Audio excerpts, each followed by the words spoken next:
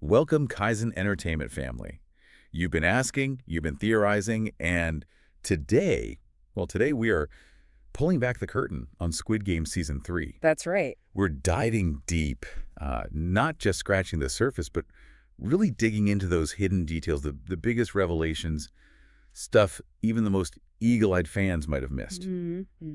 Our mission today is basically to give you the ultimate shortcut to truly understanding what happened in this latest season, why it matters, and, what it all means for the future of this huge global phenomenon. Exactly. So if you're trying to make sense of the new games or those shocking character arcs, maybe those wild fan theories that have kept us all up at night, Yeah. you are absolutely in the right place. Consider this your definitive guide. Okay, let's unpack this then. We're going to take a really comprehensive look at, well, everything, all the available sources. Yeah, we've sifted through a lot, creator interviews, deep fan discussions, production insights, critical reviews, the works. The goal here at Kaizen Entertainment is always to connect those dots for you, cut through the noise, and just give you the clearest, most impartial, and insightful picture possible. We want you to get well-informed fast. Exactly, on every crucial bit of Squid Game's latest chapter.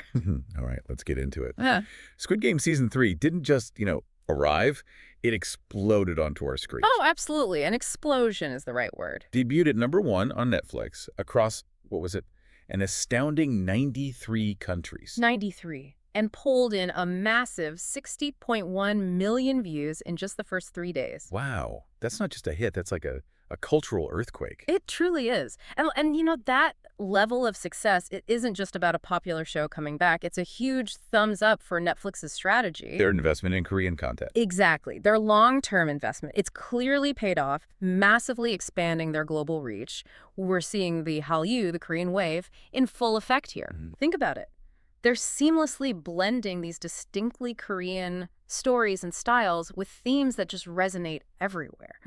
Economic desperation, the pull of competition, the struggle for humanity. Universal stuff. Right, universal stuff wrapped in a specific cultural context. That's that cultural hybridity we talk about. Right. It lets the show jump over language barriers, cultural divides.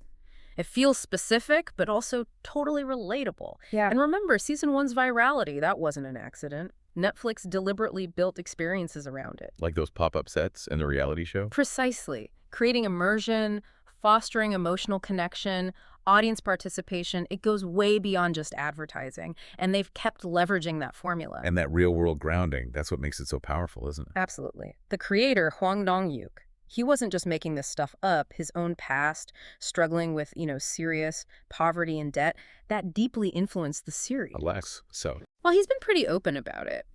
During a really tough financial time, he found himself reading comic books, specifically survival game and gambling genres. As an escape. Yeah, exactly. He was living with his mom and grandmother, apparently even thought about selling his laptop because he was so broke. And that's when the idea hit him. Combine innocent childhood games with these brutal life-or-death stakes for a huge cash prize. Wow.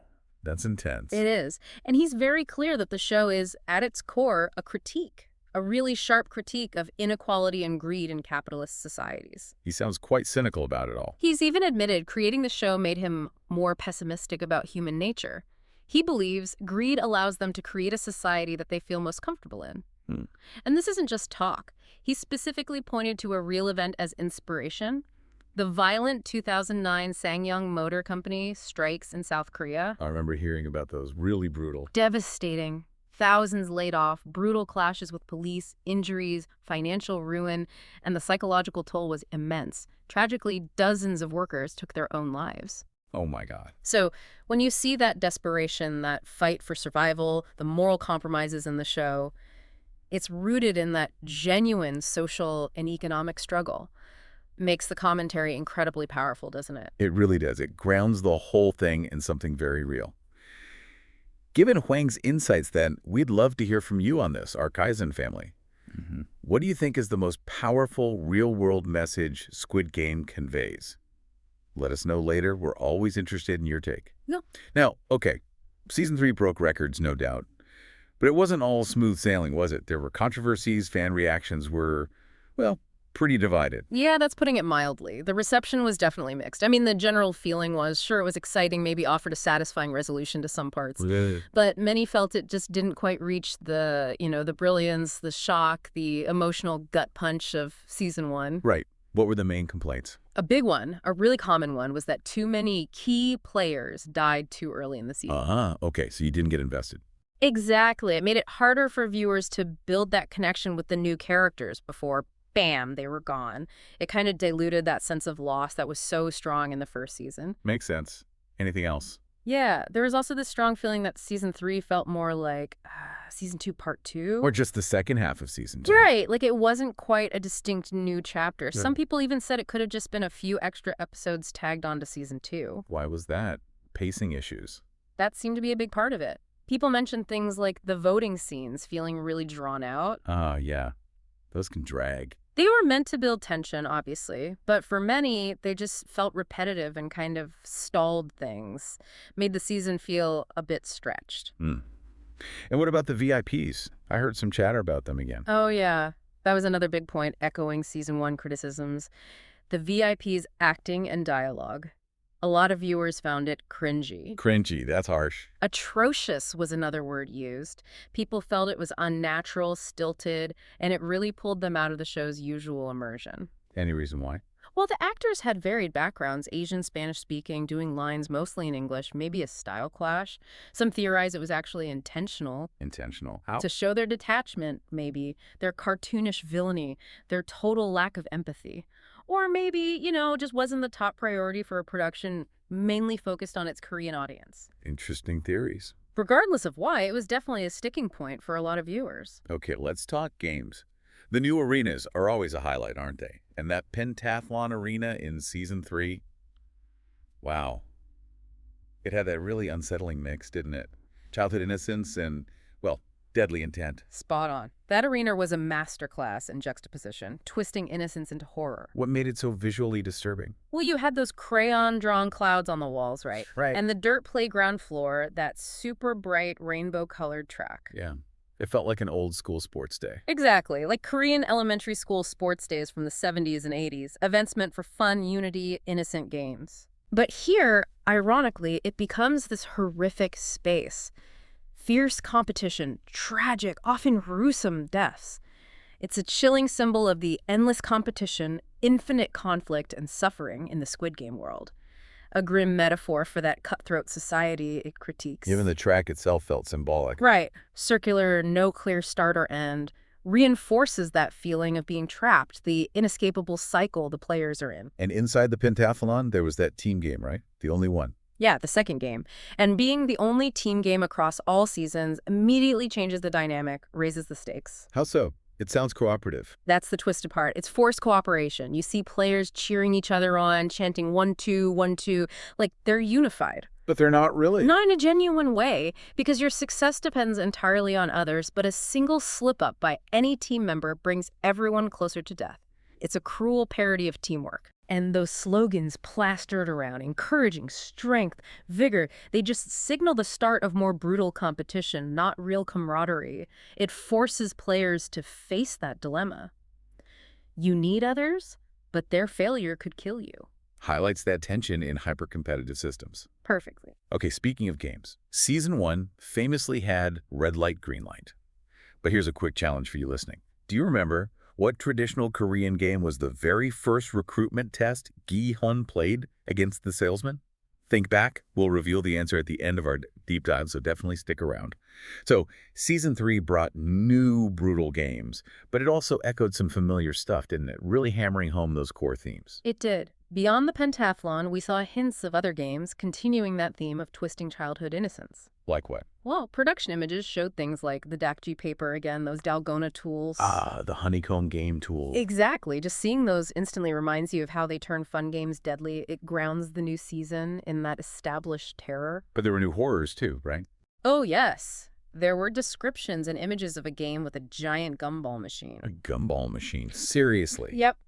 And it divides players into red and blue teams, completely arbitrary. It forced painful splits, like putting Young-sik and his mother on opposing sides. Oh, that's cruel. It really highlights the random cruelty, how quickly even family bonds are shattered by the game's design, a visual metaphor for society pitting people against each other. And didn't red light, green light make a comeback? It did in Season 2. That arena's return just reinforced its theme: strict control, immediate death for stepping out of line, a reminder of the game's absolute power. Right. Total obedience or death. And Season 2 also gave us the Mingle Arena. Remember that? The horrific carousel game. Where you had to form groups of the right size. Brutal. If you couldn't find a group or your group was wrong, eliminated. It set a grim precedent for Season 3's increased brutality, twisting even basic social needs into a trap. So all these games tie back. Consistently. Twisting innocence into lethal contests. A powerful metaphor for social Darwinism, that cutthroat nature of societies where only the fittest supposedly survive. The production design is always just incredible, so meticulous. Season 3 was no different, was it? Hidden meanings everywhere. Absolutely. It's like a silent storyteller. The attention to detail is key. We saw those props again, like the Dodakji paper and Dalgona tools, instantly taking you back. Yeah, reminding you what the show's about. But then you had newer, more unsettling things, like those OX buttons inside that Tiffany blue gift box in the dorm. Tiffany blue, that's oddly specific. Isn't it? Tiffany blue usually means luxury, gifts, celebration. But here it's holding buttons that probably mean life or death choices. So it's making lethal choices look appealing. Exactly. Psychological manipulation. Presenting horror in this enticing package, masking the deadly consequences. Chilling. And what about the maze staircase? Ah, yes. Those bright, disorienting colors. It's a perfect example of how they use vibrant, almost childlike designs these fairy tale spaces to actually amplify the horror. Makes it feel even more wrong. Precisely. The confusion of the staircase isn't just visual flair, it's part of the psychological warfare, making players feel trapped, lost, desperate in this outwardly fantastical but deadly world. Every single element adds to that unease, that critique. Let's shift to the characters. Yeah. Gi-hun, player 456. He was definitely at a crossroads in Season 3, wasn't he? A complex journey, and yeah, not everyone was on board with his path. That's putting it mildly. His emotional state was absolutely central. He was carrying just immense guilt. Debilitating guilt over the death, especially his friends from Season 1. You could really feel that weight on him. Definitely. It manifested as this deep existential crisis. Lee Jung-jae, the actor, even hinted that a specific conversation in Season 3 really shifts Gi-hun's perspective, leads him to realize, reluctantly, that you can't live on your own, you just have to go on living no matter what. A painful acceptance. Very much so. But this arc caused a lot of controversy, frustration even. Why? What were people saying? Many felt his decisions were, well, stupid or contrived. They argued he had chances to end the games or at least escape, but didn't. For moral reasons. That's what he often cited. But viewers pointed out the inconsistency his choices still led to other deaths, prolonged the suffering. Critics really hammered him for seemingly losing sight of his daughter. His original motivation. Right. Like that became secondary to this kind of abstract, maybe self-destructive moral crusade. Some even felt he was practically finding a reason to die. Oof. That's harsh. It is, but that internal conflict, while key to his character, left many viewers wanting a more proactive hero, maybe. It forced you to grapple with this messy, imperfect protagonist, which, was a deliberate choice, but landed differently for everyone. Season 3 also brought in some really compelling new faces. Characters like Nyungi, Jeomja, and, Hyun Chu's. Their stories really hit hard. They were absolutely vital, shaping the season's emotional core, often tragically. They really forced Gi-hun into new moral corners. Tell us about Myung-gi first, player 333. Right. He was often compared to Sang-woo from Season 1. Started showing flickers of morality, seemed like he wanted to do good. But the games got to him. Exactly. He eventually succumbed to greed, cold pragmatism, highlighted that corrupting influence. But a key criticism was his relationship with Gi-hun wasn't as strong as Gi-hun's bond with Sang-woo. So the stakes felt lower in the end. For some fans, yes, his fate didn't feel as deeply connected to our protagonist. There were also some fun fan theories based on filming schedules, speculating he might survive longer than Jun-ho, but, schedules don't always match the final cut. Okay, and Jeomja and Young-sik, their story sounded heartbreaking. Truly devastating, exemplified the show's brutality. Jumja, the mother, forced to kill her own son, Young-sik, after he failed a game and turned on someone else in desperation. Oh. Her heartbreak, her plea to Gi-hun to protect Jun-ho and the baby, just gut-wrenching, showed the impossible choices. Many fans actually hoped they'd die together, maybe a more merciful end. And Cho Hyun-ju, player 120. She seemed like a real hero. Widely celebrated, became a quick fan favorite, portrayed as an unimpeachable hero, a transgender woman who constantly risked her life for others, showing incredible selflessness. Her backstory added weight too, didn't it? Immensely, carrying that tragic weight of being a trans person who can't find honest work because of society's prejudices, made her heroism even more poignant, highlighting the systemic issues driving people to the games. And her end. Particularly brutal. Stabbed in the back despite everything she did. A shocking reminder that good deeds often go punished in that world. What about Kang Dae-ho?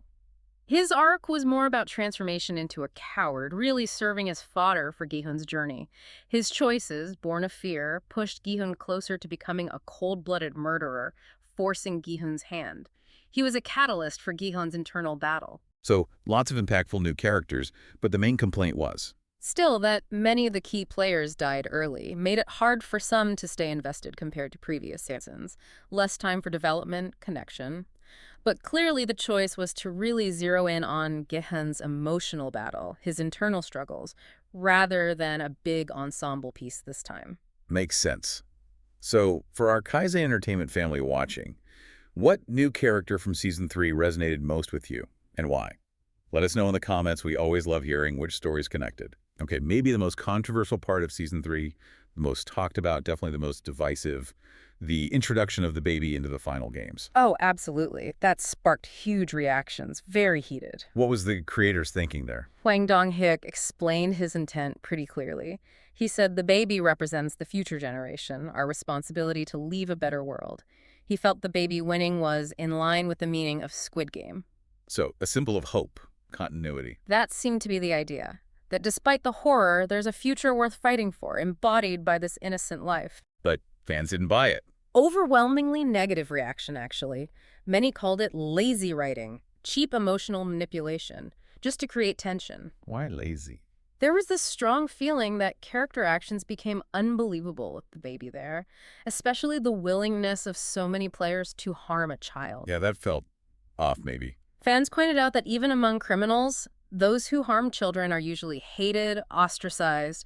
The idea that so many players were okay with it, or quick to kill without regret, stretched belief for many, made the characters feel less human, more like plot devices. And then there was Gi-hun's martyrdom plot, sacrificing himself for the baby. Critics argued it wouldn't achieve anything in terms of stopping the games. Some even said it ruined the themes of humanity by making almost everyone else seem monstrously unsympathetic. So it felt forced, contrived. That was the sentiment from many. Like, it was pushing for shock value over a believable, nuanced exploration of human nature, which the show usually does so well. Left a bitter taste for some. Okay, let's pivot to one of the big enigmas. The front man. Yeah. Jun-ho. Still one of the most intriguing figures, right? And Season 3 did give us a bit more on him. Definitely. We knew he was Jun-ho's older brother, a former winner himself, which immediately set up that chilling possibility for Gi-hun. Right. What new clues did we get? Subtle things, but revealing.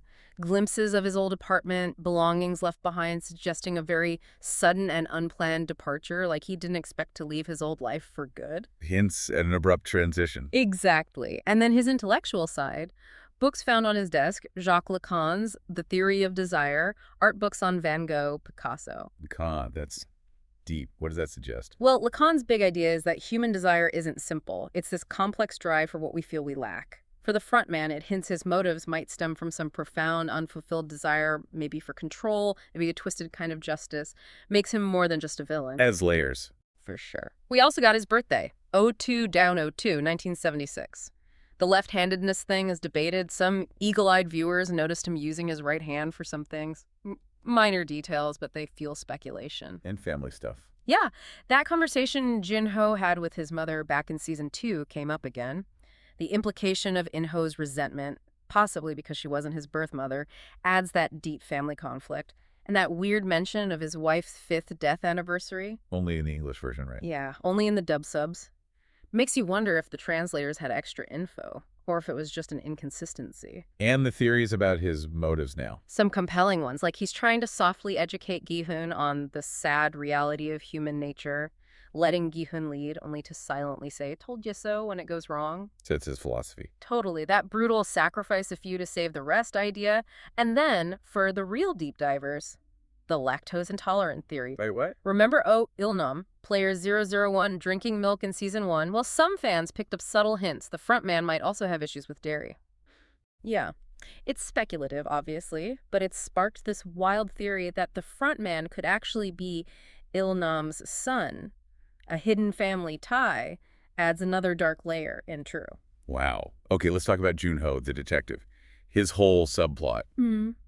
It's been a sore point for many, hasn't it? Felt like a frustrating chase. Hugely contentious. The common criticism is exactly that. His plot went nowhere, felt useless. Fans felt he did nothing for 2 seasons despite the danger he was in. All that effort for what? That perceived lack of impact really frustrated people, especially the lack of confrontation between him and In-ho. Everyone expected this epic brother versus brother showdown. It didn't really happen like that. No, it disappointed many who felt his sacrifice deserved a bigger dramatic payoff. But there's another side to it. There is. Some sources argue, quite convincingly, that it was Jun-ho who effectively shut down the games in Korea, at least temporarily. By finding the island, calling it in, he forced that evacuation. So his actions did have consequences. In that view, yes. He disrupted the operation, even if it wasn't the heroic ending people wanted. And then there are those theories about the shady boat captain. The one who supposedly helped him. Yeah. Theory is, he was actually involved with the games, maybe organ harvesting, and deliberately led Jun-ho astray, or set him up. Adds another layer of manipulation. And didn't the actor hint at something? He did. Lee Ha-jun, who plays Jun-ho, kind of jokingly hinted in an interview he might enter and even win the games in Season 3. Probably just having fun, but it definitely fueled speculation. Okay, one theory that just kept popping up. Gi-hun becoming the next frontman. It felt logical, in a dark way. Very logical, very dark, and widely discussed, mainly because, well, the current frontman was a previous winner. Set precedent. Exactly. If the system molds winners into enforcers, Gi-hun seemed next in line. Plus, he saw his own morals slipping, right? Comments about sacrifice, growing cynicism. Fans saw him hardening, maybe becoming ruthless like In-ho. That's not how it played out. According to Hwang Dong-hook, no.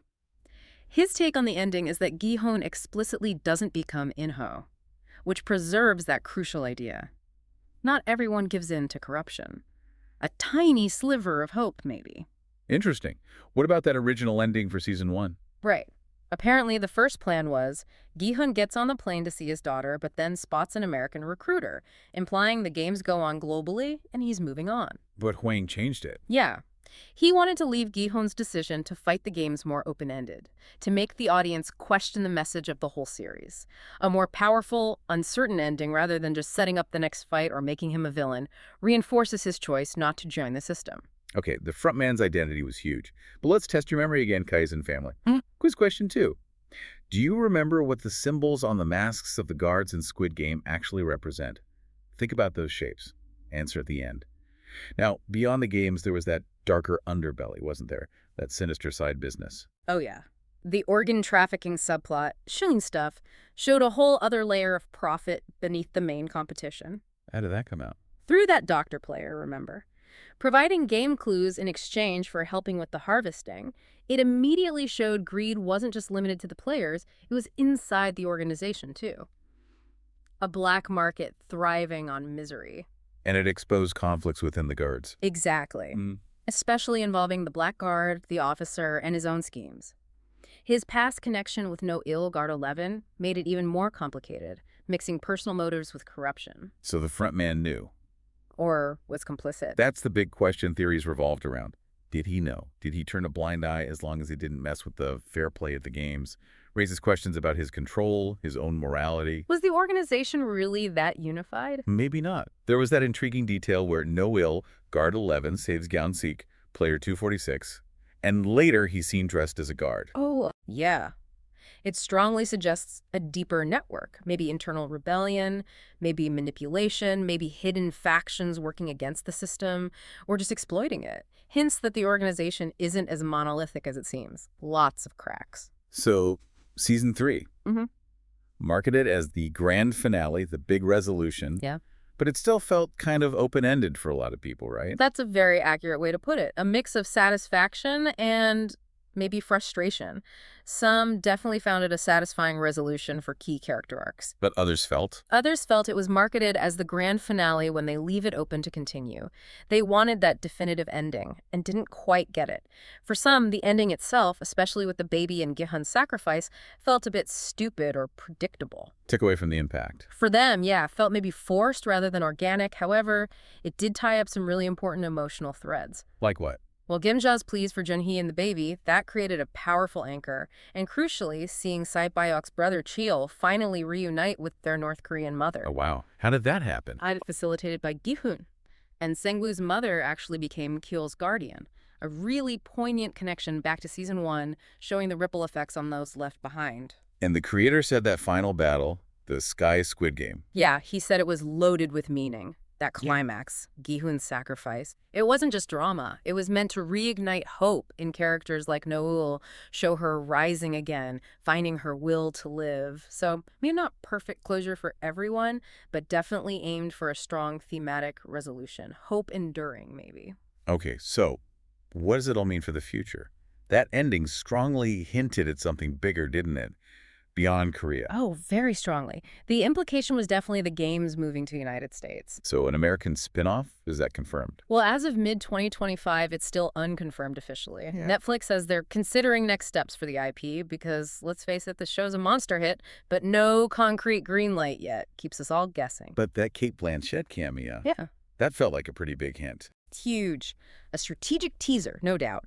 Her as a female recruiter for an American game. Hwang chose her specifically for that unmatched charisma, knowing she could make a massive impact in seconds. Sets the stage nicely. Totally. Opens up cool possibilities for spin-offs. Maybe exploring that 3-year gap when Gi-hun was looking for recruiters. Or the lives of the masked men outside the arena. Behind the curtain stuff. Sounds interesting. But not everyone's thrilled. No, definitely some skepticism. Some fans see it as Netflix milking it. Worries it could be utterly disastrous, dilute the original's impact. Lose that specific cultural edge. Exactly. Fear that a Western version might miss the nuance, the sharp social commentary that made the original so groundbreaking. It's a valid concern. Okay, the show has inspired so much, even beyond the screen. There was that real-life competition show based on it. What was it called? That's our third and final quiz question for you. Answer coming up very soon. But bigger picture, beyond season 3 or spin-offs. Squid Game has just left this massive mark on pop culture, hasn't it? Indelible is the word. Its impact is profound. It didn't just get K-drama fans talking. It boosted global viewership for other Korean series, cemented the Korean wave, showed K-dramas could tackle huge social issues with massive appeal. And outside of TV. Everywhere. Fashion those tracksuits, the guard masks became instant Halloween and cosplay staples worldwide. Gaming, tons of mobile games popped up based on the challenges, embedding it further into culture. Even in universities? Yep. Academics jumped on it. Themes of inequality, capitalism, human nature. They're being discussed in sociology, economics, media studies, philosophy courses. It's moved beyond just entertainment into serious cultural commentary. Wow. Well, we're always looking for new deep dive topics here at Kaizen. What other shows, movies, cultural phenomena would you love for us to dissect next? Let us know in the comments. We build our list based on what our family wants to explore. #tagoutro. Okay, wow, that was a deep dive. Let's quickly recap the main takeaways from season 3. We talked about that huge global launch, but also the really mixed reception, right? Fans and critics had strong feelings. We dug into the symbolism of those new game arenas, how they kept twisting innocence into something deadly. And those polarizing character arcs, especially Gi-hun's tough journey, and of course the whole baby controversy. Definitely divisive. We unraveled a bit more of the front man, his complexities, and looked at the detective's frustrating path. Plus, those big theories, like Gi-hun becoming the next front man. And the hints of internal conflict, the organ harvesting. Right. And finally, that sense of an ending, but not quite, with those strong hints of an American spin-off maybe on the horizon. And throughout it all, season 3 kept hammering that core critique of capitalism, of human nature. It didn't shy away from Hwang's pessimistic view, even if fans wanted something maybe more uplifting. It really challenged viewers instead of offering easy answers. So after all that, this question kind of hangs in the air. If Squid Game really does reflect these dark parts of greed in society, does the baby's symbolic victory actually offer real hope? Or is it just the start of another cycle? More competition, more suffering, just repeating itself. And that leads to another important thought. In a world with such huge disparities, can one person's self-sacrifice ever truly change the system? Or does it just feed the illusion that the game itself offers a chance, however small, which maybe just keeps the whole thing going? Deep thoughts to end on. Okay, Kaizen family, answers time. Yeah. How did you do on our quizzes? Let's see. Question 1. The very first recruitment game Gi-hun played was Daegdakji, that folded paper game. Classic. Question 2. The symbols on the guards' masks represent their rank. The circle, triangle, and square. Circle is the lowest worker. Square is the highest manager below the frontman. Hierarchy is key. In question 3, the real-life competition show based on the series was called Squid Game, the challenge. So how did you do? Let us know with a T in the comments if you aced it, or M if you want more quizzes in our next deep dive. We love seeing those chitties. We absolutely love taking this deep dive with you, our incredible Kaizen Entertainment family. If you enjoyed this analysis, if you feel a bit more well-informed now, please show us some love. Yeah. Hit that like button, subscribe to Kaizen Entertainment if you haven't already, and maybe share this with fellow fans. It really does help us keep bringing you this kind of unique content. We appreciate it hugely. Yeah, it means the world. And for more insightful discussions, more breakdowns that cut through the noise on complex topics, check out our website, kaizem.pw. We're all about helping you get well-informed with surprising facts and engaging insights. So we just decoded the hidden details of Squid Game Season 3. Next time, get ready. We're going to explore the fascinating, often unsettling psychological impact of isolation and survival narratives. Think deserted islands, post-apocalyptic bunkers, that kind of thing. Ooh, that sounds good. Yeah, you won't want to miss it. See you then, family.